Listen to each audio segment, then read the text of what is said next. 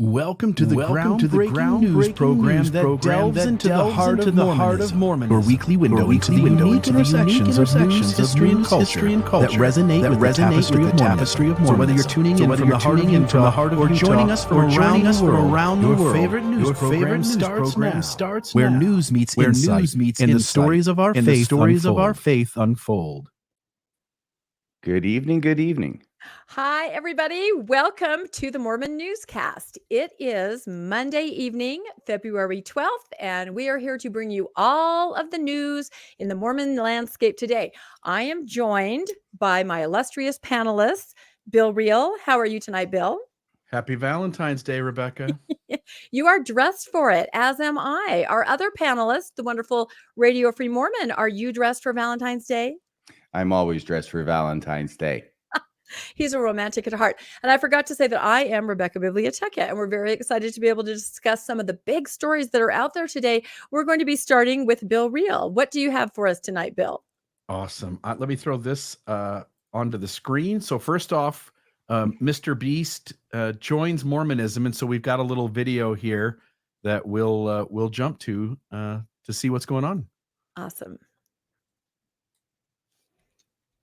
There's no conversion in the cards for MrBeast, but he's turning heads by joining forces with the Church of Jesus Christ of Latter-day Saints to boost their service initiative, Just Serve. An American YouTuber, online personality, entrepreneur, and philanthropist, MrBeast is known for his fast-paced and high-production YouTube videos, which feature elaborate challenges and large cash giveaways. With over 238 million subscribers, he is the most subscribed individual on YouTube and the second most subscribed channel overall. Recent news revolves around the collaboration by MrBeast and the LDS Church aimed at amplifying the impact of the Just Serve program through MrBeast's substantial online influence. MrBeast's involvement is focused on leveraging his social media reach to promote the Just Serve app. The app connects volunteers with service opportunities in their local communities, aligning MrBeast's commitment to making a positive impact in the world. MrBeast's significant following has the potential to mobilize a large number of volunteers and to contribute to the success of the Just Serve program, helping the LDS Church create some positive publicity after a long stretch of bad PR. This will likely help the LDS Church give off the impression that it prioritizes philanthropy and community service. But does the LDS Church do a lot of philanthropy in comparison to how much wealth it has? Recently, the Widow's Mite released its end-of-year 2023 report, and we learned that while the LDS Church has approximately $265 billion in accumulated wealth, and brought in approximately $30 billion in wealth just this past year, it spent a measly 0.4% of their total accumulated wealth, or $115 million, on humanitarian efforts. For every dollar spent on humanitarian aid, $122 went into church investments. And while all of that should raise eyebrows and red flags, I do think the Just Serve program does a lot of good. Looking at only southern Utah, I saw about 100 opportunities to serve, and I didn't see much self-promotion on the website by the church, which leaves me thinking, for the first time in a long time, seeing the church doing a good thing here that seems to have little to no strings attached. Back to you, Rebecca. Yeah, that is a really interesting story. And I have to say, I love the thumbnail you made. I think that raised a lot of eyebrows as we tried to imagine what would it be like if MrBeast did join the church. That's very interesting. But yeah, I don't know if a lot of people know about this Just Serve app. It's been around for a while, and I'm sure now that it's connected to MrBeast and he's promoting it, that a lot more people will be taking advantage of it. My first question, of course, was, is this like the giving machine? If you remember what we talked about, I think it was our very first episode of the newscast where we talked talked about the church acting kind of as a middleman so that other people donate. The church facilitates it, but it's not their money. And then they get all this amazing PR. So my question was along the lines of, will they count these volunteer hours, somehow monetize them like they do other volunteer hours, both of members of the church and others that participate in church-sponsored service projects? And once they monetize them, will they count that in some way as charitable giving? That was my cynical point of view, but I did discuss that with some people from the Widows' Night, and it doesn't look like that's what's happening. But they're definitely going to get a lot of publicity and appear to be a hugely charitable organization. And that statistic of for every dollar that goes to charity, 122 go into the church's massive fund. I just don't know how, in good conscience, any organization that says they're a church or someone with a charitable mission can be okay with that. What do you think, RFM? Well, remember that this massive fund, the EPA account, is registered as a charity. It is a charity. That's how it's registered. And we'll see if the IRS has anything they want to say about that after they conclude their investigation. By the way, I think that this is a remarkable fulfillment of prophecy in the book of Revelation, that the LDS Church is finally formally taking upon itself the mark of the beast. You knew that was coming. You could tell that was coming. This is a great idea, though. This Just Serve, is that what it's called? Just Serve. And you need some help, and you put it up there on like this bulletin board, this virtual bulletin board, and other people will volunteer to come help you. Is that how it goes? Yeah. Yeah. And I think there are service opportunities that are specifically LDS centric. Like I think I saw indexing and cannery, things like that. But then there's just a lot in the community where you are that you could sign up for. I think this has a lot of good in it, a lot of potential success in it, and it certainly seems to be able to be connecting potential victims with local serial killers. I will add, Rebecca, you pointed this out, which is like the giving machines, the church seems to do these acts that really require very little spending on its end, and it allows to sort of ride on the backs of everyday people out there. And this Just Serve, while I, again, noted in the video, I think this really is a good thing, it also is a very inexpensive way for the church to be involved in charity work. Well, the church even goes further than that, and that's going to be Rebecca's story at the end of the show, where the church doesn't just do nothing and take credit for it. They'll actually do bad things, and then much later, they'll take credit for it like they did something good. Yep. They're very good at it. I have to give them props for that for sure. But again, I really feel like the Giving Machine, their reputation is incredible, and people discover the Giving Machine. They discover this app and they really think it's just pure charity for charity's sake. And only the rest of us that dig in behind the scene realize that's not exactly what it is. And again, people are being served just like the Giving Machine. People are getting help. So I'm not sure if it's completely a bad thing, but we of course look at that and go, they could do so much more. It seems like so much money that they're giving, but we all know that it's not comparatively. It's like that episode from The Twilight Zone, right? To serve mankind. I love It's that. a cookbook. It's a cookbook. That's right. For those of you who haven't seen the episode, the aliens arrive. They have a wonderful book with them to serve mankind. One of them is alert, Human beings think that it's going to be all wonderful, and then they find out it's a cookbook to serve mankind. So what we're trying to say is we're going to find out about this Just Serve, I bet. Yep. There's a hidden agenda. Maybe that's the prediction we're making. But we did check with the Widow's Mite before making these, outrageous accusations. And as it was explained to me, they do seem to report the hours or the use of the Just Serve app in a little bit of a different way than they report other things. But they couldn't really confirm or deny that there was anything going on that wouldn't be up and above board. So I guess we'll just wait and see. And we'll see how many people discover this app. I'm sure with MrBeast's connection, there could possibly be millions of people that want to take advantage of this. So, and hopefully that means millions of people helped and served. That's what I'm hoping. So any other final thoughts on the MrBeast breaking news story? No, he's a big deal.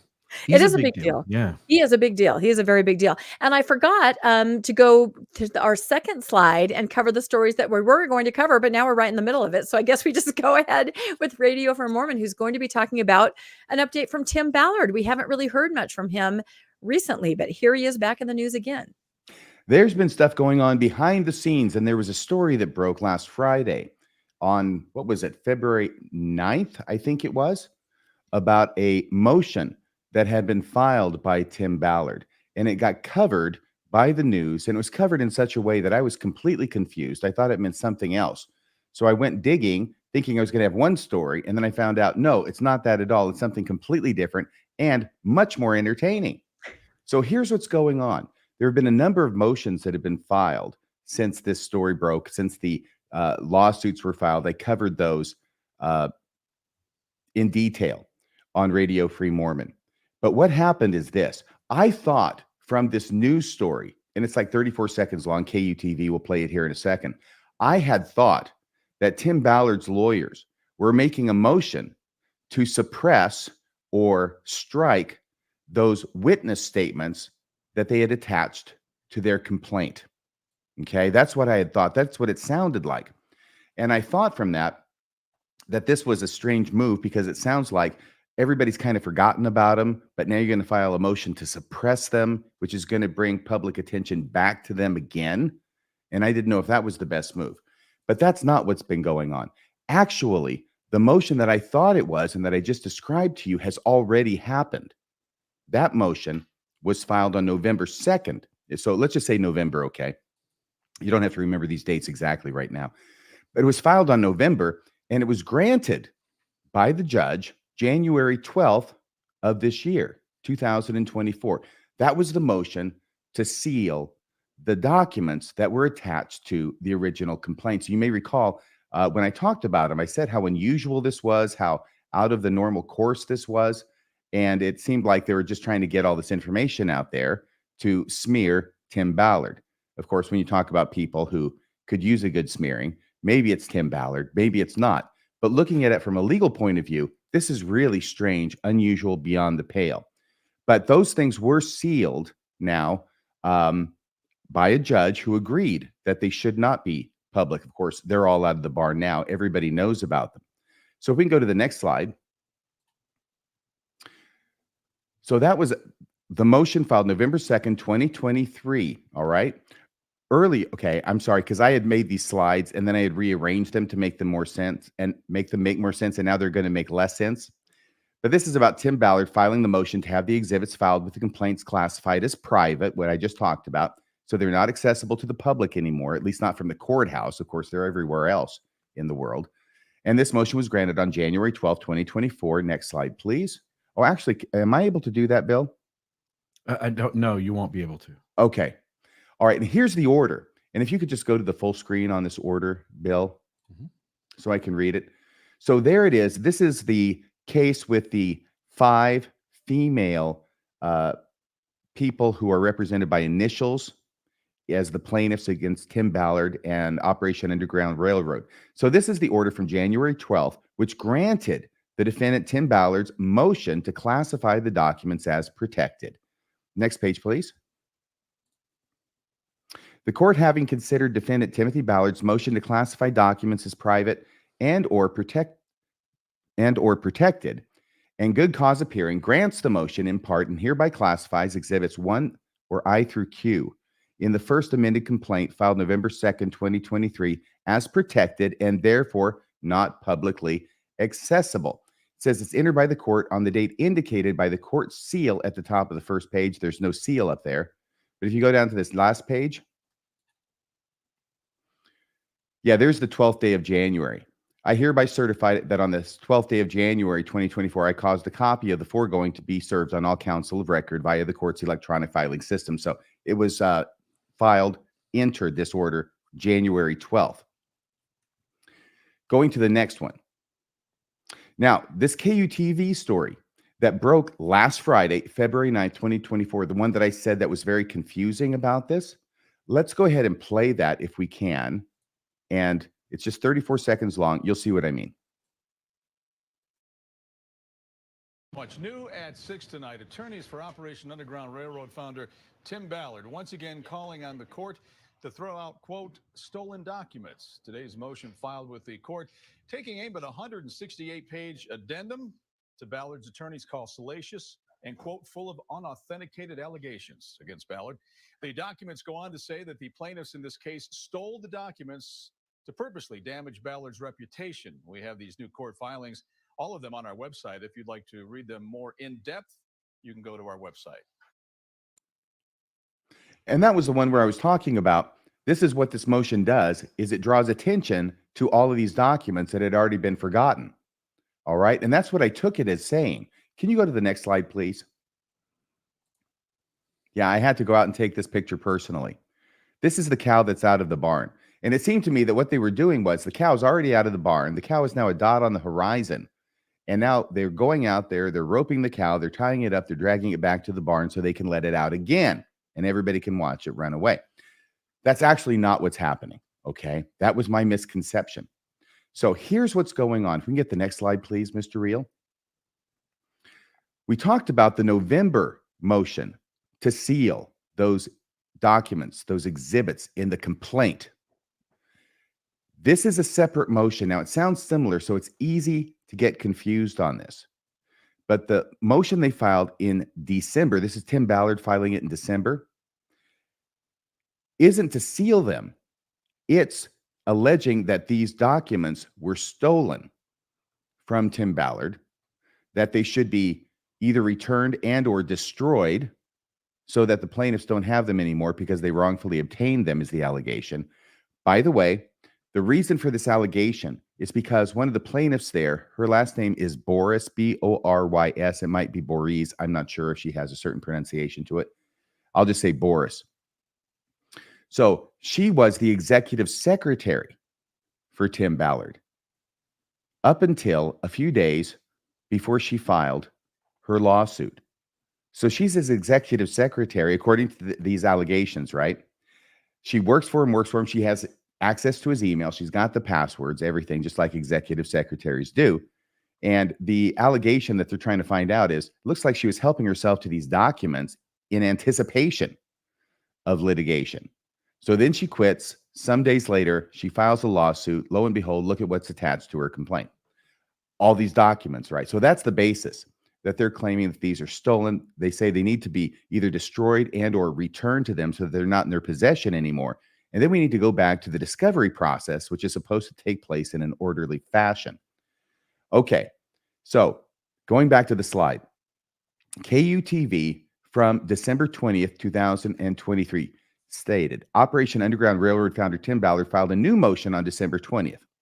He is requesting that the court remove confidential information from evidence that was allegedly stolen by Ballard's former assistant. The motion filed by Ballard's attorneys asked for his alleged stolen information returned, orders the anonymous plaintiffs to identify themselves and their allegations, and requests an extension on his time to respond to the first amended complaint filed on November 2nd. Okay? It's mainly the part we're focusing on is the part about returning those stolen documents or destroying them. Next slide, please. Okay.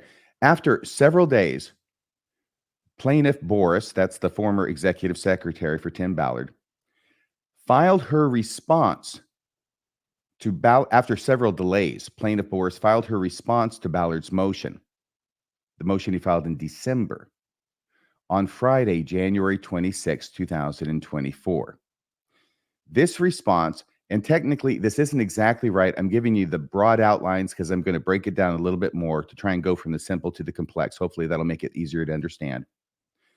This response contains an addendum, which is 168 pages of additional documents, text messages, letters, etc., like they had on the first complaint, but they're different. Okay? That's the addendum that last Friday on February 9th, Ballard's attorneys filed a motion to strike. Not the exhibits that were on the original complaint that had already been dealt with. This is a bunch, 168 pages more documents like this. This is just going to get better. So this is the addendum that Ballard's February 9th, 2024 motion seeks to have sealed. Next slide, please. Okay, now this is going to get just a little bit complicated. Tim Ballard's attorneys filed their motion on Friday, February 9th, 2024. We know that. But this Ballard motion isn't to suppress the statements attached to the complaint which was already granted, remember, on January 12th. It is a motion to suppress the statements attached to the response to their motion to destroy or return the statements from the complaint. In other words, Ballard files a motion to have the now classified documents returned and an expedited deposition with plaintiff Boris, the former executive secretary, to find out how she got the documents, when she got the documents, whether her attorney was involved in her getting the documents, and whether the documents were given to anybody else, so they can try and track them down and get them all off the market. In plaintiff Boris's response to this motion by Tim Ballard, the plaintiffs file 168 pages more of such documents. I know I'm repeating myself, but this is important to understand, and repetition helps me understand. On Friday, January 26, 2024, 12 days after the judge already ruled that the documents attached to the complaint should be classified as private. Are you seeing what's going on here? Are you seeing why it is that Tim Ballard's lawyers might rightfully be a little bit upset with the way the plaintiffs are conducting themselves? And more importantly, the judge might be a little bit upset with the way the plaintiffs are conducting themselves. The judge on January 12th says, okay, we're going to take all these documents that you filed gratuitously on your complaint. We're going to classify them as private. And then later that same month, they're added again. And they're filing 168 pages more of this stuff with their response. So these are the documents in the addendum this motion seeks to strike. Next file, or next slide, please. Here's the motion that was filed on Friday. I'm not going to read the whole thing. I just taken out a few excerpts so you can understand where Timothy Ballard's lawyers are coming from and why it is that they feel the way they do. So it's called a motion to strike plaintiff's addendum and or supplement to memorandum opposing defendant Timothy Ballard's motion to strike. See, they were filed as part of their response to the motion. And now we get a timeline from Ballard's attorneys as to what's been going on. Next, please. Relevant background. On December 20th, 2023, Mr. Ballard filed the motion to strike. Remember, that's the December motion. Mr. Ballard and his attorney, Whitney Z. Bernstein, submitted declarations in support of the motion. Pursuant to the Utah Rules of Civil Procedure, the deadline to file a memorandum opposing the motion was January 3rd, 2024. There's all sorts of rules about timing and how quickly you have to file things in response. And theirs was apparently, what was that? That's basically 14 days later. So their rule is 14 days after you receive a motion, you got 14 days to file a response. Okay. If you miss that, then you can be in trouble. And they did miss that. And here's what happened.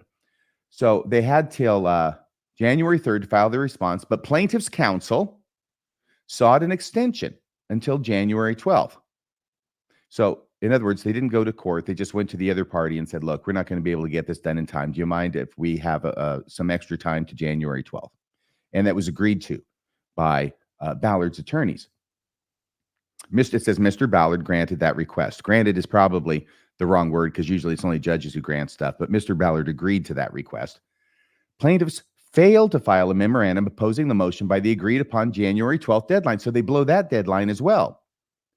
Now, on January 15th, after the time to respond to the motion had expired, Mr. Ballard filed a notice to submit, requesting that the court decide the motion on the papers. So what that means is that they haven't filed their motion. They asked for a continuance. It was agreed to. They blow that deadline as well. So now Ballard is filing something with the court saying, okay, judge, it's ready for you to rule on. The other side hasn't filed a motion in opposition. So we're going to ask you just to rule based upon our motion alone. They have a right to respond. They have a chance to respond, but they blew the deadline. So they don't have that right anymore is the nature of this motion. Plaintiffs failed to find, okay. Notice to submit. Okay, paragraph 5. That same day, January 15, when they filed the motion to submit, Ms. Boris and plaintiff's counsel attended an orchestrated press conference to announce that they had traveled to California the week prior to make reports with police departments against Mr. Ballard in 4 new jurisdictions with new allegations that were not contained in either version of the complaints filed in this case. They give the name of the case, all right? In the 3rd Judicial District Court in and for Salt Lake County, state of Utah.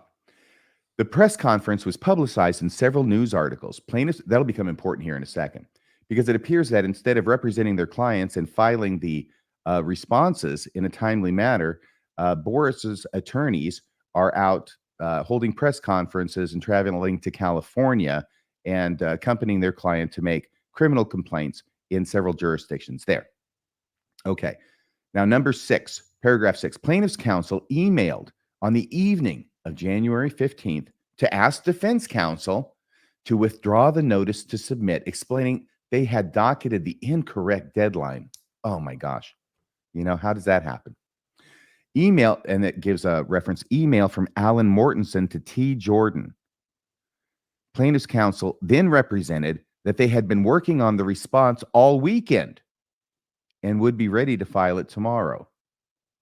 Counsel advised that he would file a motion for leave to file the response tomorrow if Mr. Ballard did not agree to withdraw the notice to submit. So in other words, they're saying, hey, Ballard's lawyers, would you withdraw that motion to submit and give us another chance? That's what they're saying. Give us another chance to file this response. And kind of surprisingly to me, Ballard's attorneys agree. They say, okay, we'll do it. Paragraph 7, Mr. Ballard granted the request as a professional courtesy and withdrew the notice to submit. If we can get the next slide. With the understanding that plaintiffs would file their opposition and any supporting materials on January 16th. On January 16th, plaintiffs filed the memorandum opposing defendant Timothy Ballard's motion to strike. But they don't file any declaration from Ms. Boris or anybody else. They just file their response. There's no supporting documentation for it, which is odd. Although the opposition cites to allegations made by Ms. Boris. So in other words, in their response, they cite to allegations made by Ms. Boris, but there's no supporting declaration signed by Ms. Boris attached to it or filed separately with the response as one would normally expect. And although counsel had been with Ms. Boris the entire preceding week and weekend, plaintiffs did not contemporaneously file any declaration from her. Instead, in a footnote, plaintiffs stated that they, quote, intend to submit a signed declaration from Celeste Boris at an unspecified time in the future. Okay, this is getting really, really crazy. They are so far behind. They've blown through several deadlines. They've got the opposing counsel, Tim Ballard's lawyers, to give them break after break after break. They finally get them to withdraw their motion just to have it heard on their motion alone without any opposing motion since they've blown through the deadline. They filed their opposition, but they don't file any supporting declarations with it. So plaintiffs filed the addendum. Okay, the addendum. So that was on January 16th, right? On January 26th, 10 days later, they get around to filing this declaration from Celeste Boris. But that's not the only thing they file as an addendum. They file 168 pages more of texts, of there's supposed to be text messages, supposed to be emails, supposed to be letters, all sorts of stuff along the same vein as what it was that was attached to the complaints. It's different stuff, but it's the same kind of stuff. A lot of it's not relevant. It's not supported by any kind of foundation. It's really, frankly, it's an obvious attempt to try this case in the press. And it's obvious that that's what the plaintiff's attorneys have been doing all along with their press conferences and with attaching all of this material to the complaints, which is out of the ordinary.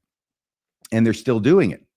And the thing that they're doing is they're doing it after the judge already ruled that the first stuff that they attach to the complaints should be sealed. So I don't know how the judge is going to take this because they haven't had that hearing yet, but I'll be anxious to find out. If I were the judge, I wouldn't be happy about it.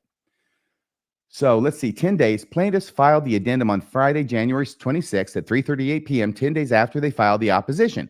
The addendum includes a declaration from Celeste Boris and exhibits A through F. It also purports that they had always reserved their opportunity to file a late declaration. Like you have that ability? Come on. Plaintiffs did not file a motion to seek leave from the court before filing the untimely addendum, nor did they request a stipulation from Mr. Ballard.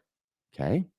The addendum is filled with allegations that have nothing to do with the core issue of the motion to strike. And the reason I find that easy to believe is because you could say the same thing about the addendums and the complaints. So much of that stuff had nothing to do with the lawsuit that were being filed. It was just stuff that was designed to be embarrassing, salacious material about Tim Ballard to drag his name through the mud in the press and hopefully soften him up so he would do a quick resolution of the case. That's what it looks like to me. It's what it looks like to his attorneys too. The addendum is filled with allegations that have nothing to do with the core issue of the motion to strike. Remember, their motion to strike is based upon the Ms. Boris, the former executive secretary, stealing these materials and now needing to return them. That's the issue. So in their response, they're throwing all 168 pages of stuff in there, i.e., whether the plaintiffs wrongly obtained the documents attached to their FAC in a manner that circumvented the discovery process. The addendum also continues plaintiffs' pattern of self-help litigation and taking and publishing Mr. Ballard's documents without his permission. The addendum's exhibits are unauthenticated, true, lack foundation, true, and contain inadmissible, true, and irrelevant, true, and untrue hearsay. For example, Exhibit A contains a fictional book pitch containing wildly inaccurate and sensationalized statements about Mr. Ballard. Mr. Ballard did not author this book pitch. It is written by a ghostwriter and did not authorize its publication. Contrary to her under oath declaration, Ms. Boris received a copy only in her capacity as the executive assistant, a copy that Mr. Ballard asked her to print for him. The addendum is also rife with conclusory allegations involving other people Ms. Boris never claims to have personally witnessed, i.e., hearsay, and salacious and irrelevant conclusory allegations concerning Mr. Ballard. Several news organizations reported on the contents of the voluminous addendum the evening it was filed. So then they say the court should strike the addendum. Since the inception of this case, by the way, I'm not happy about this, and I'm not happy about the way the plaintiff's attorneys are taking Tim Ballard, who is not a very sympathetic figure in my book, and they're turning him into a victim by the way they're prosecuting this case. Since the inception of this case, plaintiffs' tactics have demonstrated their intent to litigate this matter in the media rather than before the judiciary. They have repeatedly disregarded evidentiary and procedural rules that safeguard parties from the introduction of evidence that is confidential, privileged, prejudicial, or otherwise not relevant to the issues presented. With their purported addendum, plaintiffs have shirked those rules yet again by filing a late declaration and irrelevant, improper exhibits. Rather than addressing the central issue that Ms. Boris stole documents from Mr. Ballard's email instead of obtaining them through the normal discovery process, plaintiffs have introduced irrelevant testimony and unauthenticated documents consisting of fictional manuscripts and unauthenticated excerpted text message, I think that's supposed to be messages, in an attempt to further smear Mr. Ballard before the court can reach the merits of the underlying motion to strike. These tactics are prejudicial to Mr. Ballard as they threaten to poison the prospective jury pool in 4 separate cases and are especially egregious given that these plaintiffs claim that they should be able to litigate this case anonymously. The court should therefore strike the addendum as untimely and not relevant to the motion to strike. So that's the motion that they're filing, is to strike this 168-page addendum that they filed with their response to the motion to strike. Response to the motion to strike, I should say. So this is, it's very concerning to me. It should be concerning to everybody who is interested in the orderly process of the law. I mean, the rules are there for a reason, and the rules are there to make things work as best as they possibly can. So much of this stuff that was added onto these documents would not be admissible in court. They're not relevant. There's all sorts of things. There's even at least one letter that they included as a document that says across the front of it that it's attorney-client privileged. And that means Tim Ballard's attorney, client, privileged. That apparently or allegedly Ms. Boris got a hold of through her access to things when she was his executive assistant, and then they attach it here. I think there were at least 2 of those that were marked that way. So this is the kind of thing that's going on with the case. It seems like a really good case. It seems like plaintiffs' attorneys are more interested in flying across the country, holding press conferences, and trying to try this case in the press than they are in litigating it in the courthouse. And I think that's a disservice to the law. I think it's a disservice to Tim Ballard, and I think it's a disservice to the plaintiffs as well.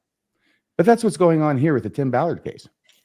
I remember you said at that very first press conference in the fall, you said this is sort of a publicity stunt. Do you remember talking about that to me? Yeah, this seems to like really kind of follow up with that exact thing. So what you're saying then is that there is a lot more information that probably shouldn't even have been attached. It's just there. Does that mean we have to podcast about it? Is it available? I'm tired. I need more Diet Coke. Well, I will tell you, I started getting the very distinct impression that the plaintiffs' attorneys were playing the media for all they were worth. Right. And then I stopped following it as closely. There wasn't much going on, but I stopped following it at that point because I didn't want to be complicit in what they were pulling, frankly. Even though, of course, it makes for great podcasting. It makes for great newscasting, right? Because now we get all these salacious details that people want to hear, whether or not they have anything to do with the case and whether or not they're admissible. By the way, there were a couple more slides, weren't there, Bill, that I because if you want to know what these kinds of things are, if you can go to the next slide, Bill, they summarize them here. If we go to the full screen. Yep. The exhibits to Ms. Boris's declaration consist of the following. Exhibit A, 2 publishing proposals that Mr. Ballard did not author. This is once again being characterized by Tim Ballard's lawyers. 2 publishing proposals that Mr. Ballard did not author. These book proposals were never approved nor published by Mr. Ballard or anyone on his behalf. They are unauthenticated and inadmissible and inaccurate hearsay. Exhibit B, unauthenticated excerpted text messages between Ms. Boris and Janet Russin. These text messages were not mentioned in the opposition and are not relevant to the determination that Ms. Boris stole documents from Mr. Ballard's email. See, they're saying, what does this have to do with anything? It makes me wonder, what does a psychic like Janet Russin even need text messaging for anyway? You know, I can understand why I'd have to text message her. No, she would know what's coming. She'd have to text message me, but she should know what I was going to text her before I did. Exhibit C, a letter of good standing from Bishop Les Eldridge, dated September 17th, 2023. That'd be 2 days after the church dropped its bombshell, right? In the Vice News article, their statement about Mr. Ballard. So on the 17th, somebody got Tim Ballard's bishop to write a letter of good standing. But it was dated September 17th, 2023, text messages from Les Eldridge regarding the same, and a Spear Fund press release. Communications regarding Mr. Ballard's religious affiliation are not relevant to a determination that Ms. Boris stole documents from Mr. Ballard's email. Additionally, these documents do not demonstrate that Ms. Boris has any foundation to testify as to the result of any church court proceedings to which she admittedly did not participate. So they're talking about that he got excommunicated, I expect. Exhibit D, which I can't see. There you go. Thank you, Bill. Unauthenticated and excerpted text messages between Mr. Ballard and JJ that were not referenced in the opposition and are not relevant to a determination that Ms. Boris stole documents from Mr. Ballard's email. Remember, that's what the whole motion is about. Moreover, it is evident that texts from JJ's side of the conversation have been deleted because there are reactions to text messages that no longer appear on her side of the dialogue. So they're cutting and pasting. They're redacting certain text messages. They're only including certain text messages, and that's probably the ones that they find the most helpful to them, which means the most harmful to Tim Ballard. And if we got one more slide there. Yeah. Oh, there was one. Okay. The Utah Code of Judicial Administration affords discretion to judges to regulate or deny access to ensure the integrity of the exhibit, a fair trial, or interests favoring closure. Plaintiffs have publicized this exhibit despite clear issues regarding its integrity, issues that should be considered by the court before plaintiffs are permitted to publicize, and inaccurate That should be an inaccurate. It says and. Publicize an inaccurate and misleading version of the conversation. Stop laughing at me, Rebecca. Exhibit E, unauthenticated text messages between Mark Stott and Ms. Boris. These text messages were not referenced in the opposition and are not relevant to a determination that Ms. Boris stole documents from Mr. Ballard's email. When they say opposition, they keep saying it's not referenced in the opposition. That's the actual filing that they did file 10 days earlier on the 16th, I think it was, of January. It was just their motion, not their motion, their opposition to Ballard's motion to strike when they didn't attach any kind of declarations or exhibits to it. That's what it's talking about, the opposition to this motion. So what they're saying is all the stuff that they filed has nothing to do with anything that they wrote in their opposition motion.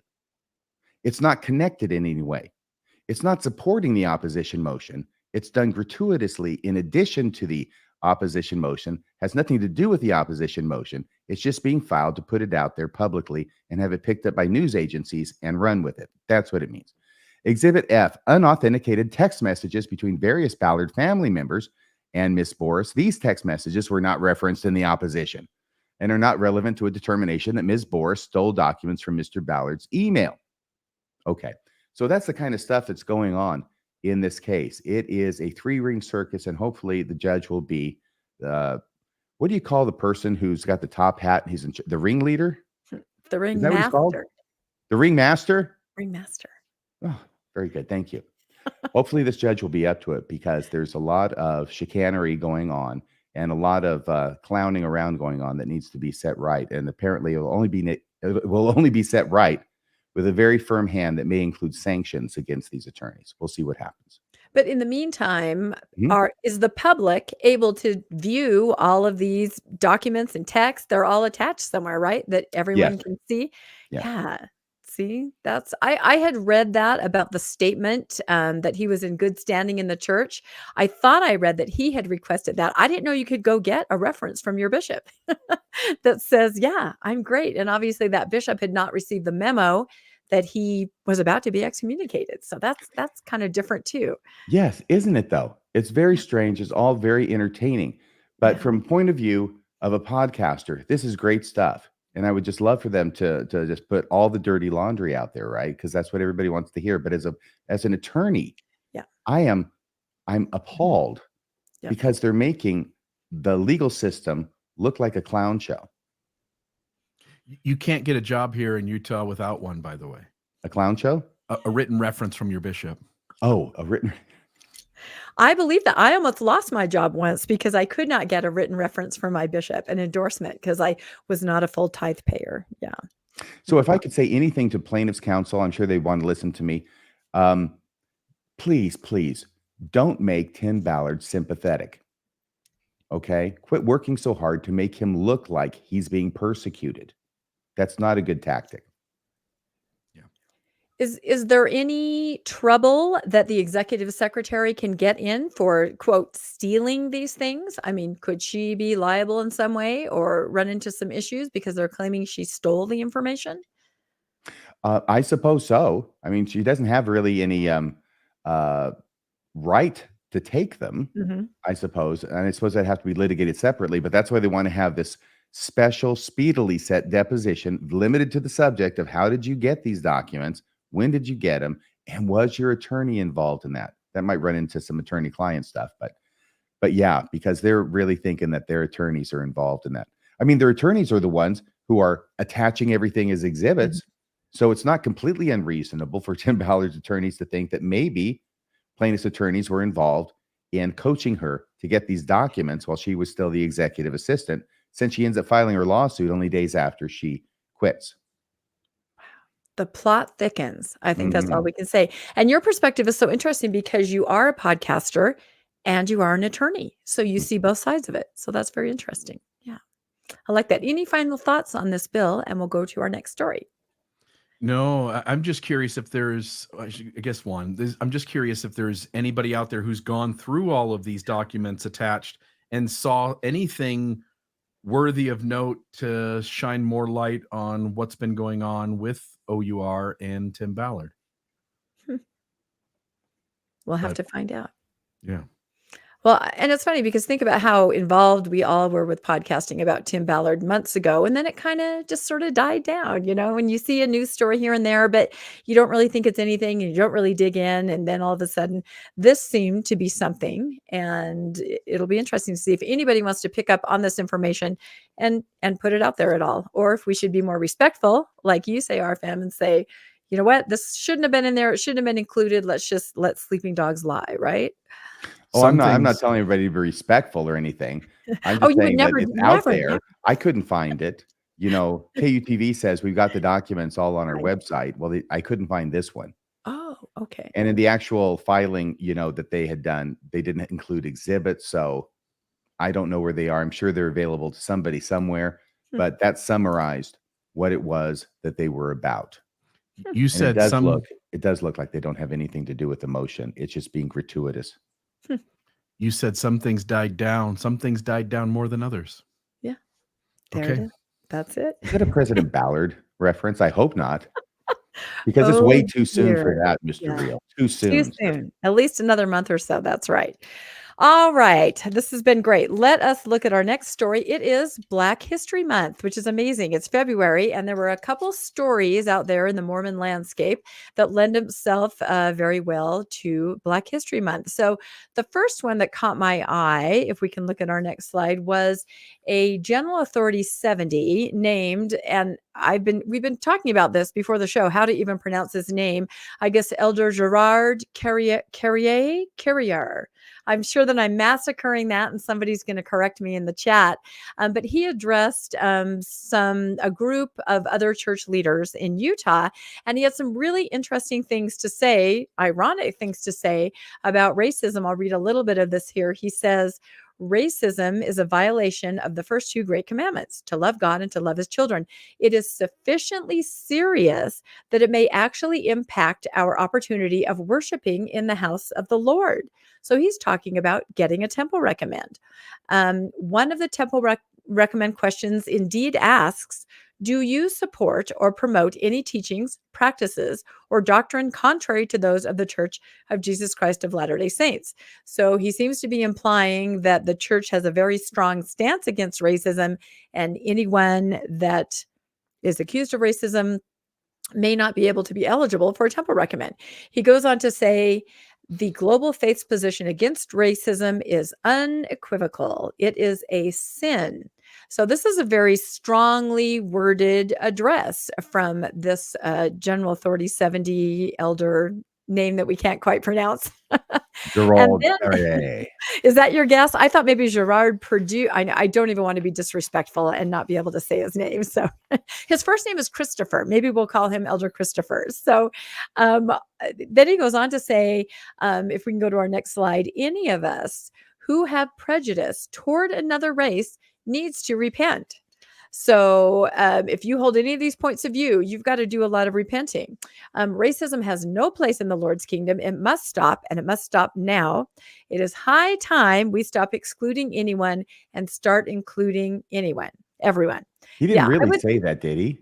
Yeah, he really did. This is why I see no irony in that. Number one, that it's in the Book of Mormon, the racism. No, I know. Apparently, they're going to excommunicate the Book of Mormon. That Book of Mormon is not going to go to the temple again anytime soon. Never. Well, we can go through a whole list of the reasons that this is ironic. I'm trying to just let's get through it. It is high time. I know. I read this. I'm not trying to interrupt you, but no, you can't interrupt me. It's high time we stop excluding anyone and start including everyone. Yeah, that's what they said. I know. No, when I read this, I had to stop a few times and reread it and say, really?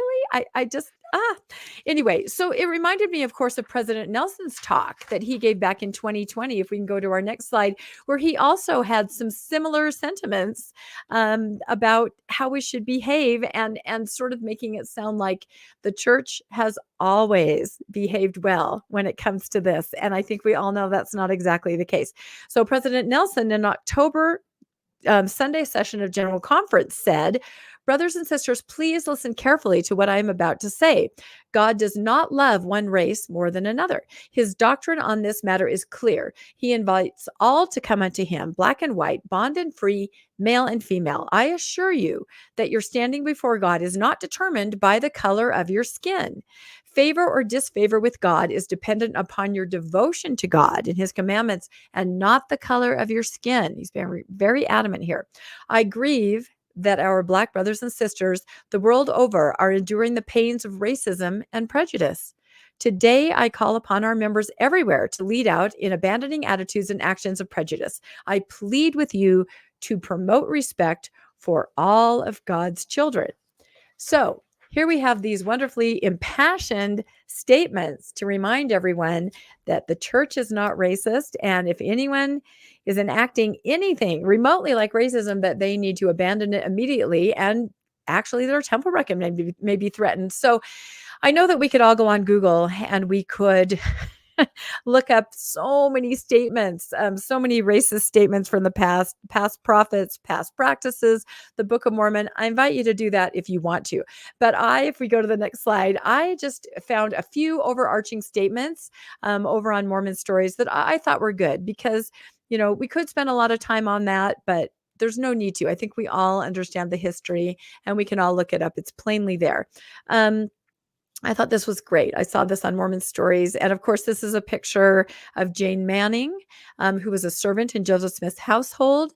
She wanted to have her work done, her endowment. She begged prophet after prophet if this could happen through the decades. Finally, they found a way by proxy to seal her as basically, they called it a servitor, a servant to Joseph Smith in the hereafter. So that's a picture of wonderful Jane Manning. So some statements from Mormon Stories. It says, for over a century, LDS prophets left little room for ambiguity when affirming the church's racial doctrines as doctrine and not mere policy. Doctrine and not policy. Those are both wiggle words and can be used interchangeably depending on how it suits people. Furthermore, the first presidency of the LDS Church tied the doctrine of African blood inferiority to a uniquely Mormon concept of the preexistence, in which various categories of God's children were inferior, including other races. And this statement also went on to say, it mentioned people that had, perhaps handicapped. And this is true. I think we're all of an age where we grew up with that there was this idea that if you were valiant or not in the preexistence, definitely had some kind of play onto where you ended up and who you ended up on earth. And that was certainly something that was taught to me over the pulpit, in Sunday school, in young women's. That was just, again, a doctrine or a policy. It's a wiggle word. It goes on to say, while this is no longer a doctrine or a policy of the LDS Church, an apology or clear explanation of how the mouthpieces of God could be so wrong for so long has never been provided. And that is true. No, we do not make apologies, we've been told. The church's recent essays on this topic refuse to offer an explanation of any kind, implying that its prejudicial practices were right until the moment that they were wrong. And that's exactly it. I think they stated it very, very well. So if we go to the next slide, I think it's just this major juxtaposition with the church's clearly racist past, and then this general authority elder telling us that any kind of racist ideas or behavior are a violation of the commandments. It impacts our opportunity of worshiping in the house of the Lord, and it is unequivocally, I can't even speak now either, a sin. So I don't know. Let's stop here for just one quick second before I get to the next story. Any thoughts on this? These two very strong statements, when it's like the tip of the iceberg, when you consider everything that the church has said and done for decade after decade, that actually says the opposite. What do you think, Bill? I want to ask you both a question before you respond. Oh, Bill. yeah, sure. Is that okay? Yeah. That statement by Carrier, Mm-hmm. It's hard to object to what's in the statement. It's hard to object to what's in the statement by President Nelson. So what I would like to ask Bill and then Rebecca, if it's okay, how would you change that in order to, those statements, which we admit are good, how would you change them in order to make them acceptable? Which statements, RFM? From Carrier and from Nelson. I mean, we all agree that it's a good thing to say racism is wrong and, it's a sin. It's a violation of the second commandment. Maybe you won't go to the temple. Maybe you will. I don't know. It depends upon your bishop, I suppose. But just to come out taking this position, which certainly President Nelson has been doing. So my question is, what is it that would take that statement, which on its face is good, and make it acceptable to both of you? If I you would have say an objections to it? acknowledgement and an apology. That's what it needs. It needs to acknowledge that we have this terrible, terrible history, and moving forward, this is our hope. But there's no acknowledgement whatsoever at all. Yeah, I would have said the same thing. What I would want to say here is that how can a authority in the church, again, this is a 70, how can anybody with any authority in the church say they're going to punish people with church discipline if they carry attitudes of racism when the prophets of the past would have been unworthy then by their standard to be prophets, seers, and revelators?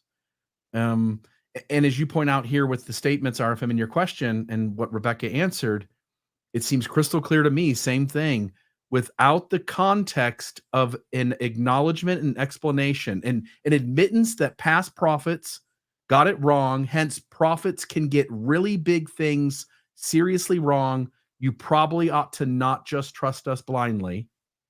And those leaders in the past were wrong on this issue, and we're not going to make that mistake again. This church will never select worthiness based on the color of someone's skin. Yeah, and I agree with you. I think that one of the things that rubs me wrong about these kind of statements, and it's present in these as well, is that it seems that the leadership of the church pretends they never did this stuff and that it's all the members. So now the leaders have to preach to the members, and they have to correct the members and tell the members not to have these racist attitudes, because if you do, dang it, you may not go to the temple. It's a sin. It's a violation of the second commandment. It's all preaching to the members that they're the problem without ever acknowledging that the members got that way because they were raised Mormon. Yeah, the leaders taught it to you. That's how you became racist, and it was acceptable in the LDS Church in the 50s, 60s, 70s, 80s, 90s. When I joined, there were people close to me in my family and within my in-laws, as well as within my ward, who absolutely on Sundays touted this doctrine of valiance and curses from the pre-existence and from the line of Cain and Ham. And the reason we got there was because prophets, seers, and revelators got it wrong, and then went decades of silence, not admitting they'd got it wrong. Yeah, as recently as 2018 at the B1 celebration, Elder Oaks gets up there and makes it really clear this ban was from God. Yeah. No, that was a horrible moment, actually. I was there. My husband sang in the Deborah Bonner Gospel Choir. I actually used to sing in the Deborah Bonner Unity Gospel Choir, too, and they were there with the Gladys Knight Choir. And, it was very nice up until that moment when President Oaks said that. And I was in the audience, and there was because he really did say, "We're so sorry. We don't know why this happened. It was God. We're sorry." Yeah, there was absolutely no acknowledgement. None whatsoever. And to me, that was a huge step backwards in what they could have done. They absolutely could have done something like that. And I'm glad you brought up the whole concept of the members and why these views were there. I have a memory of being really little in my neighborhood, and there was an interracial couple riding in a red convertible down the street. They were neighbors of ours. And I remember thinking, look how fun. That looks amazing. And I distinctly remember my dad, who's a wonderful, charitable, incredible person, saying, that's wrong. The prophetess said that's wrong. He took a moment to instruct me that was not right. And he quoted a few scriptures to me, very young age, right? This is how we got that way, because we learned it at church, and our parents taught us, and our teachers taught us, and our leaders taught us. This is why this permeated the culture for decades. And so you're right to turn around and say, "Oh, you members, we don't know why you're this way, and your temple recommend will be taken away if you continue. We know why we were this way." So in a nutshell, the leaders are speaking. We taught you to be racist because we taught you racist doctrine, and now we're not doing it anymore. And now we're going to shame and blame you for being the racist that we made you in the first place. I'll just say it a different way too. How can a member not be worthy of a temple recommend for doing the very thing that another man was able to avoid any worthiness discussion and was able to speak as the mouth of God, giving revelation to the entire church, and both men live the same standard? Yep. No, It sounds it's good. hypocritical to me. Yeah, It is. exactly. It's double speak. Absolutely. So let's go to our next story as we finish up here. This relates absolutely. And I've always been really fascinated by this story. And it came up again in the news this month. How the College Football Hall of Fame kicked off Black History Month. This is happening now with the Black 14, BYU, and the church. Now, if you have not heard of the Black 14, this is a really interesting chapter in the church and BYU. I think, do we have our little video clip next? I think we might. Yes, let's watch. Tony McGee knows what it's like to battle for a championship. The Super Bowl winner's journey started in college during one of the most turbulent times in American history. 1969 protests that went on at our school at University of Wyoming. McGee and the Cowboys were set to battle BYU, a school sponsored by the Church of Latter-day Saints. At the time, the Mormon Church did not allow Black priests. A group of 14 football players decided to stand in solidarity with the Black Student Alliance and wear black armbands in protest. But when they asked their head coach, Lloyd Eaton, if they could wear the armbands for the game, he kicked them off the Yeah. And I'll finish up there because it kind of cut out. So basically, of course, BYU and the Mormon Church in general, they said Black priests, but of course they meant the priesthood ban, which I like to refer to as the eternal family ban, because nobody thinks this through, but by not allowing the males to have the priesthood, no families could be sealed. They've basically stopped your family from being an eternal family. It's just an absolutely hideous thing that was happening. So this is 1969. Civil rights movement has been going almost 15 years. Strides are being made in the country, not with the church, not with BYU. So Wyoming, they're going to play BYU in a football game, and their student alliance wants their players to protest simply by wearing a black armband to say, we object to this. You know, you are not treating, there's racism here. So they go and they ask their coach, can we just wear this black armband to protest? And he says, absolutely not. And you're all off the team. They were kicked off the team. They lost their scholarships. They lost their position. They had to leave college. It's an absolutely devastating thing, if you can even imagine that, for these 14 young men, you know, who have these bright futures. And luckily, I will say, 10 of them all went on to graduate from college. Some of them played in the NFL. It ended okay, but what a horrifying moment. So if we can go to our next slide, I'll read just a little bit about this. And this was in the Deseret News, because what they're celebrating here is that some of the members of the Black 14 have since founded a coalition to provide food to people that have food scarcity. And the church has been partnering with them, and they've been doing this for several years. They honored the Black 14 at a BYU football game a while ago, and they're always in the news for joining with these members of the Black 14 and donating food along with them. So it says, for its celebration of Black History Month, the College Football Hall of Fame invited John Griffin, Tony McGee, and their teammate Mel Hamilton to Atlanta, Georgia for a 2-day event. These are members of the Black 14 to highlight the Black 14's resilience and bravery during a pivotal moment in both societal and college football history. So the events include food donation in collaboration with the LDS Church. This is on the church's website and the Deseret News, and public screenings of a short film about the Black 14 produced by BYU students. One of the biggest successes I've had, and this is one of the Black 14 speaking, other than my marriage and my family, is doing this with Brigham Young, feeding people. He told a crowd gathered at the College Football Hall of Fame on Tuesday, February 6th. We've always tried to feed people, but the mass of people that are being fed when food security is so important, this is one of my biggest jobs right now. And then they go on to say that the day prior, the Black 14, in collaboration with the church, donated 40,000 pounds of non-perishable food items to the Atlanta Community Food Bank. The Black 14 itself has given nearly 1 million pounds of food to food banks across the country for the past 4 years with the church's help. So the church is very partnered with them as they donate food, and there always seems to be a lot of publicity involved for the church here. So if we can go to the last one, Elder, let's see. Yeah, there's one more slide, I think. Okay. Elder M. Andrew Galt, who is Andrew Galt, and Area 70, who participated in the Atlanta food donation and has developed a strong relationship with McGee, one of the Black 14, said that donations like this are about more than food. I would agree. They are about more than food. I hope that it lets people know that we care about all of God's children, he said. There are people out there that are struggling. And when we come together with different groups like the Black 14, I think it shows a story of redemption, of hope, of repentance, of just an outlook of a very good future.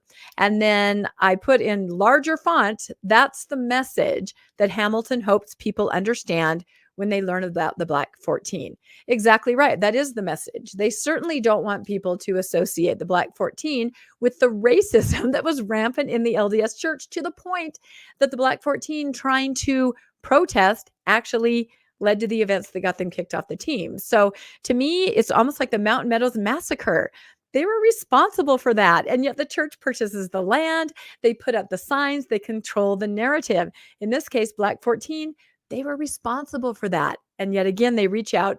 And of course, food is being given. That's great. People are being helped. But to me, it's a very convoluted message and a smoke screen and sort of just a lot of publicity. Any comments from you guys? What do you think? I'll tell you this. This will hang over the church's head until they apologize. This 100 years from now, 200 years from now, this will hang over the church's head until they acknowledge that prophets can get really big things seriously wrong, and they got this wrong. And once they apologize, we can all start to move on from it. But until they do, it will be with us forever. It will be the one thing that actually does go through all time and eternity in Mormonism. Yeah, I agree. What do you think, RFM? I'm ambivalent about this whole story. On the one hand, I understand that the church isn't the one that got him kicked off the team directly, right? They wanted to protest the church's discrimination, and then they go to their coach, and their coach says, "You're out of here." So the church, I don't know if the coach was Mormon, but regardless, the thing is that the church caused it. The other side of that is that collaborating to provide food for people who don't have it is a good thing. And 100%. at bottom, I think that's a good thing. And I think that the members of the Black 14 are to be applauded, at least by me, for maybe being bigger in soul than I might be, and looking at the people that they're trying to serve who need their help and putting their needs above their own personal feelings about how they are collaborating with the people that indirectly got them kicked off of the football team, right? Yeah. So props to them. If you can go back to that slide, though, this is the part that really chapped my hide, because the church wants the lesson from them collaborating with the Black 14 to help people have food. Here. Yeah. I hope that it lets people know that we care about all of God's children. I can't even believe that. Yeah. Because it's sending the message. Because they don't care about all of God's children. At least not equally, and at least not in 1969, and not today either. It's just a different group. Apparently, the church always has to have some group it's crapping on in order to feel good about itself. Back then, it was the blacks. Now it's the LGBTQ community. Yeah. So, but I hope that it lets people know that we care about all of God's children. What a sanctimonious SOB, Elder M. Andrew Galt. That's all I can say to you, Who sir. is Elder Galt? That's what I say. And let's stay on the slide for one more quick second, because I do want to point out in 1969, Hugh B. Brown, the amazing Hugh B. Brown, went through policy, doctrine. He studied history, and he said to David O. McKay, we can reverse this. We can give them the priesthood. This was just policy. We can do it. And David O. McKay listened. This is the same year that this is happening with the Black 15. And they actually earmarked a gentleman named Monroe Fleming, I believe it was. And they were going to give him the priesthood. So who finds out that this is going to happen? Harold B. Lee and Joseph Fielding Smith. It's not going to happen. Those two absolutely said there is no way, we're not doing this. They blocked it completely. 1969, things could have changed. And that next year, when Joseph Fielding Smith became the prophet, Hugh B. Brown, who I call the Dieter Uchtdorf of his day, was relieved of his duties in the first presidency. He was demoted, most people believe, because of his views of, racial tolerance, and let's just give them the priesthood.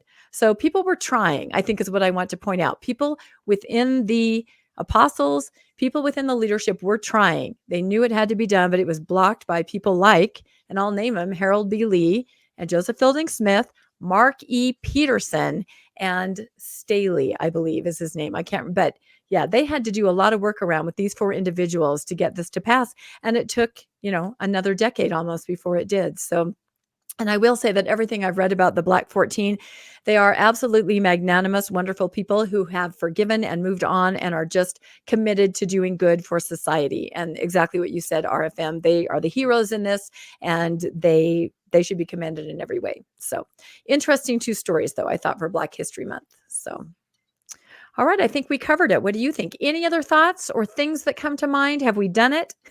I just have one comment about that picture of N. Eldon Tanner. He was in the first presidency when I joined the church in 1978. Do you have that up there again? That picture of him? There he is, bottom left. Yep. Yeah, that's a rare headshot of N. Eldon Tanner. That's back from the days when he was working as the understudy for Christopher Lee in his role as Dracula for Hammer Studios, I think.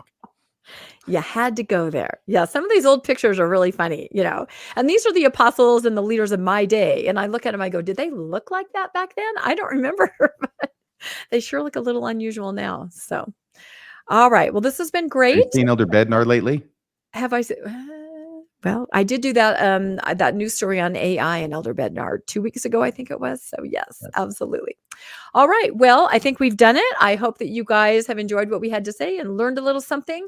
And next week we will be back again on Monday night at 6 p.m. Before we go, and that would be Mountain Time, is there anything, Bill or RFM, that you would like to invite everybody to watch, to view? Would you like to mention any of your other shows or podcasts to point the people in the direction of really good viewing? Well, first off, I'd say like and subscribe the Mormon Newscast, whether you're watching it on the Mormonish YouTube channel, on the Mormon Discussion YouTube channel, or some other place on social media. And, on both of those, we're doing weekly podcasts. Yeah. RFM, I know you've started one with Mormon Sunday School and Shakespeare. Do you want to say anything about those? Oh, yeah. Mormon Sunday School. That's me and you, baby. I'm doing the Come Follow Me manual on a weekly basis. And you, sir, are doing the Gospel Principles manual for investigators, comparing the 1979 manual with the current manual and seeing what's different, what's up, and what is it they're not really telling you when they're trying to get investigators to join the church. I will say there are lots of people commenting that come in and say this stuff isn't true, and they must not have a clue what Mormonism taught 20, 30, 40 years ago. Yeah, it's sad. It's unfortunate, because the church inculcates in its members a trust in the leadership that is wholly unwarranted, unjustified, and undeserved, such that they tell them, we're telling you the truth. And then they go out and say, well, if you're telling me something different than what they're saying, then you've got to be lying, only to find out later down the road that you were the one telling the truth, Bill, and it was somebody else who was doing the lying. Yeah. And I want to give you a second as well, Rebecca. What is Mormonish working on? Oh my goodness. We are dropping an episode tomorrow night at 6 p.m. about a path forward theologically for same-sex sealings in the temple. It was really interesting to research. And if you're interested in that, I would encourage you to check it out on Mormonish at 6 p.m. tomorrow night. Awesome. Do you want to let the folks know about Mormonism Live on Wednesday, Bill, which is Valentine's Day, in case anybody thought at the top of the show that you two were confusing today with Valentine's Day? Just a quick note, RFM and I will be recording the episode actually tomorrow evening. We will publish it on Wednesday, because I'm hoping that both of us have got a date to go on and a movie to see or a dinner to go to with the lovely lady in our lives. And it's not the same lovely lady, so don't roll your eyes, RFM. And What do you think? so we're going to enjoy Valentine's Day, but we will definitely have an episode of Mormonism Live ready for you at 6:20 p.m. on the Mormon Discussion channel. Mormonism Live is a weekly call-in show where we go over various things in Mormonism and leave a little time at the end for you to call in and share your thoughts. So there won't be any call-in this Wednesday. Is that what you're telling us? They could certainly try, but we won't be there to answer. Will it go directly to your cell phones and interrupt you on your dates? Honey, I got to take this. Sorry. But there will be live chat for all of you who are sitting at home alone on Valentine's Day. That's a terrible thing to say, isn't it? Yeah, it's the place to be, the live chat. It's always very fun. And I'm encouraged to know that you both have personal lives. That's nice. I'm glad you can balance it. A lot of us can't. It's all good. All right, everybody. Thank you. Thank you to Bill Reel. Thank you to Radio Free Mormon. This has been another amazing and interesting discussion, and so fascinating for us to dive into these stories and research them throughout the week. I think we learn a lot and hopefully are able to share that with all of you in a way that's meaningful. So we'll say goodbye for now, and we'll see you next Monday at 6 p.m. Mountain Time. Thanks, everybody. Thank you, Rebecca.